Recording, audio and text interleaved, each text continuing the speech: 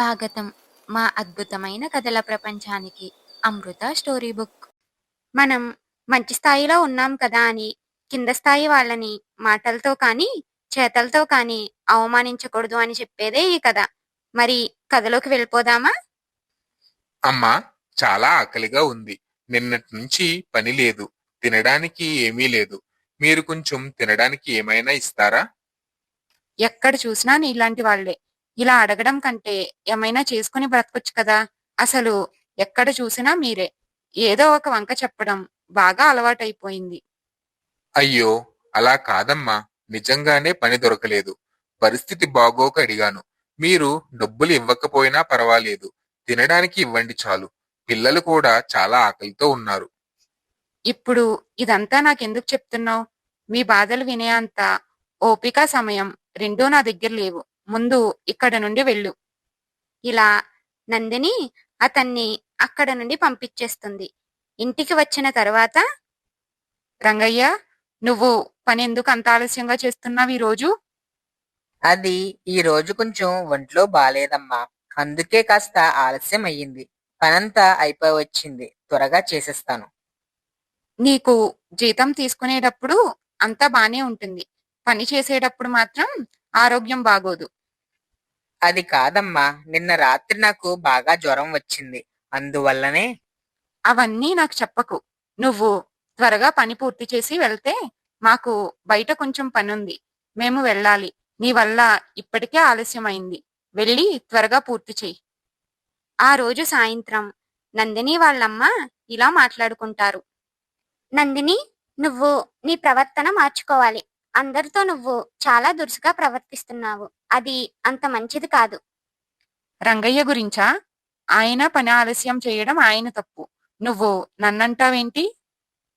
ఏదైనా తప్పు గురించి అడగడం వేరు, అవమానించడం వేరు. అవమానించానా? జీతం ఇచ్చినప్పుడు పని చెయ్యమంటే తప్ప? జీతం ఇస్తే చాలా, గౌరవం ఇవ్వక్కర్లేదా? రంగయ్య కూడా మనలా మనిషే కదా. తన ఆరోగ్యం బాలేదన్నప్పుడు నువ్వు అర్థం చేసుకోవాలి కదా. నాకు ఎవరితో ఎలా మాట్లాడాలో, ఎంత గౌరవం ఇవ్వాలో తెలుసమ్మా. ఎదుటివారి స్థాయిని బట్టి నా ప్రవర్తన ఉంటుంది. ఎవరి స్థాయి ఎప్పుడు ఎలాగైనా మారొచ్చు. మనం మంచి స్థాయిలో ఉన్నామని కింద స్థాయి వాళ్ళని చులకన చేస్తే విధి ఎప్పుడు ఎలా అయినా మారొచ్చు. అప్పుడు నువ్వు పశ్చాత్తాపడాలి. గుర్తుపెట్టుకో. నేను నీకొక చిన్న కథ చెప్తాను, విను. ఇప్పుడు ఎందుకమ్మా? నాకు అర్థమైంది. నేను మారతానులే.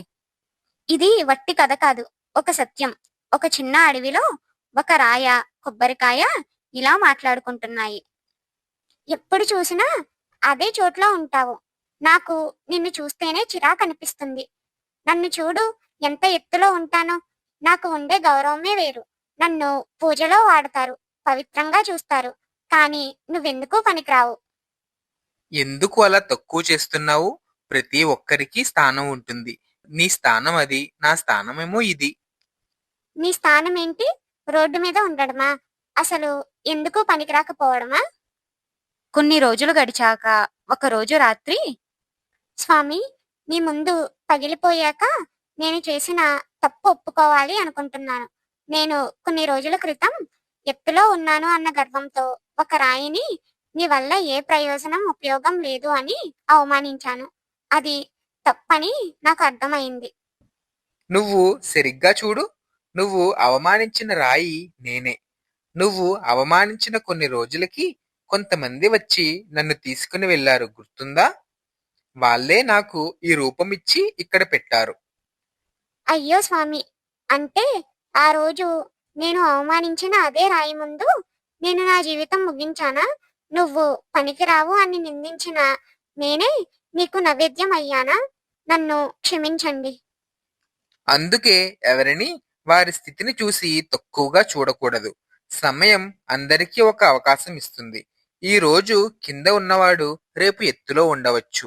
ఈ రోజు ఎత్తులో ఉన్నవాడు రేపు కింద ఉండవచ్చు. మనం ఎలా ఉన్నా వినయంగా ఉండాలి. అమ్మా, ఆ కొబ్బరికాయలో నన్ను నేనే చూసుకున్నట్లు ఉంది. నేను అందరినీ అలాగే తక్కువ చేసి చూస్తాను. అందుకే నిన్ను మార్చాలి అనే ఈ కథ నీకు చెప్పాను. మనం పై స్థాయిలో ఉన్నాం కదా అని కింద స్థాయి వాళ్ళని చులకన చేసి చూడొద్దు. మనం సాయం చెయ్యకపోయినా పర్వాలేదు, కానీ మాటలతో చేతలతో అవమానించడం మాత్రం చాలా తప్పు. మీకు ఈ కథ ఎలా అనిపించిందో కామెంట్లో చెప్పండి. ఇలాంటి మరిన్ని మంచి కథలు ప్రతి బుధవారం వస్తున్నాయి. మర్చిపోకండి. లైక్ అండ్ సబ్స్క్రైబ్ చేసి మీ ఫ్రెండ్స్ అండ్ ఫ్యామిలీతో షేర్ చేయండి. మళ్ళీ బుధవారం కలుద్దాం మరో అమృత కథతో. Thank you.